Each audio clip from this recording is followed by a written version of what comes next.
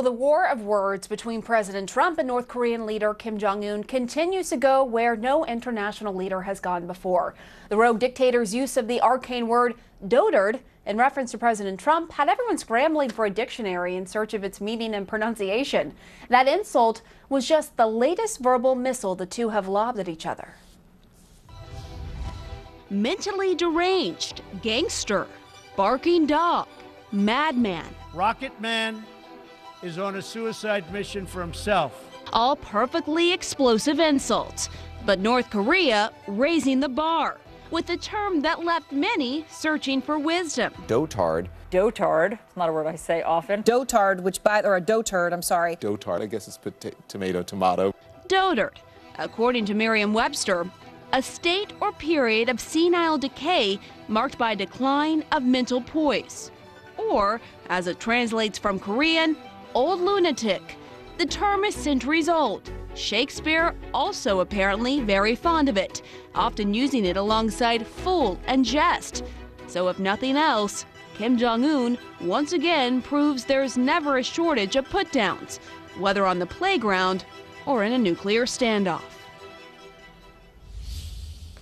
All right, and now I want to go to Joe Cirincione. He is an expert on all things nuclear weapons and North Korea. And I want to ask you on the latest here, this latest sort of toe-for-toe, if you will, between President Trump, Kim Jong-un calling him a dotard, the president, and it was his own personal attack. I mean, that is unusual. How concerning is it for you, Joe, that the rhetoric continues to ratchet up?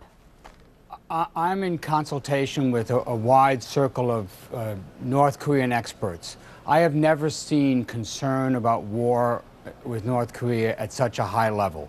People are very worried about this, and it's not just that President Trump gave a bellicose, reckless, ill-considered speech. It's the way Kim Jong-un answered it. He interpreted this as a personal insult to him, a personal loss to face. His statement yesterday was unlike any he has delivered. It was a personal statement. It was directed directly to the President of the United States. It was sober and coldly threatening. And then the foreign minister of North Korea follows it up by saying maybe we will launch a missile with an H-bomb on the tip of it and explode it in the middle of the Pacific. This is a serious threat. This is something they could do, and if they did do that, it could lead to an escalation that could tumble us into a war that I don't think either side really wants. Yeah, what would that look like? Why is that? I mean, I know why it's significant, but how significant is it? I guess I should ask. What would it look like, this test of an H-bomb in the Pacific Ocean? Well, Pam, you have to understand, nobody's done this in over 50 years. We have done such a live test. It's very risky. Back in the 50s, the Chinese did one in the 60s, but that was 50 years ago. No one has detonated a nuclear explosion in the atmosphere for decades and decades. Just apart from the radiation danger, the poisoning, the threat to shipping and commerce in the region, it is a visible demonstration of the strength of this bomb, and it's something that people have contained. Even North Korea, in the 6 tests they've conducted, have been underground tests. So this would be a powerful statement. What they were doing is saying to the United States, look, we can do this. Back off. But would President Trump back off? Would he feel that he would have a loss of face? And that's assuming everything goes well. Remember, this missile would fly over Japan. There's no guarantee that it performs as advertised. This would be a serious risk, not just of debris falling on Japan, not just of an impact on Japan, but a possible nuclear explosion off the Japanese coast. This is a reason for very serious concern, and it's time to shift gears, to move from the pressure that we've been putting on North Korea to try to de-escalate, walk back from the brink, open up some kind of dialogue with the North Koreans, possibly with the help of the Chinese. And North Korea isn't the only one in defiance. Iran also defied the president, Joe, by announcing a new ballistic missile. What do you make of them sort of thumbing their noses at the president after his UN speech? Well, what's different is that Iran has basically got the support of the international community at this point.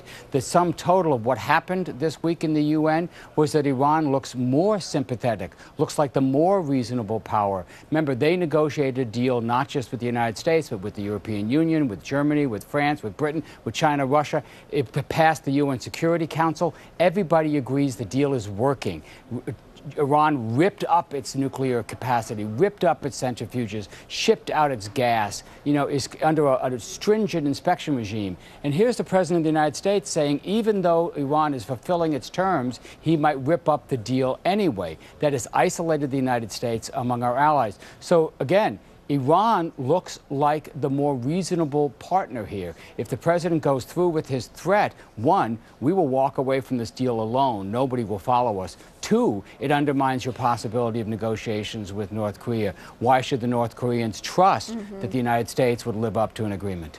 All right, Joseph Cirincione, thank you. Thank you, Pam.